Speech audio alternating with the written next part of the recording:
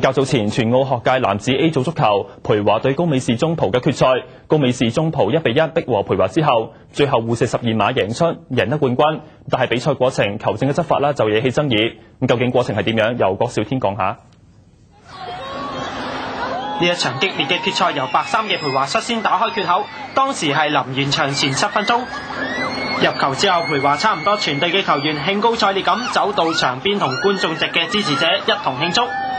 正當佢哋仍然喺擁抱歡呼之際，球證說時遲那時快，突然容許高美士中葡喺中圈重新開始比賽。熒光幕下方嘅時間顯示，整件事情一來一回大約只係30秒左右。如夢初醒嘅培華俾呢一個決定殺個措手不及，球員狂奔回防之際喺禁區侵犯對手，球證判罰12碼，高美士中葡射入追成1-1，令到比賽要互射12碼分出勝負。如果旁證或者球證發現唔夠7個嘅，開咗波；旁證發現嘅，開咗波出現12碼，旁證都可以俾個旗號，話俾主裁聽，頭先開波係唔夠合法人數，所以呢個12碼吹咗都可以係唔算嘅，唔會射呢個12碼嘅。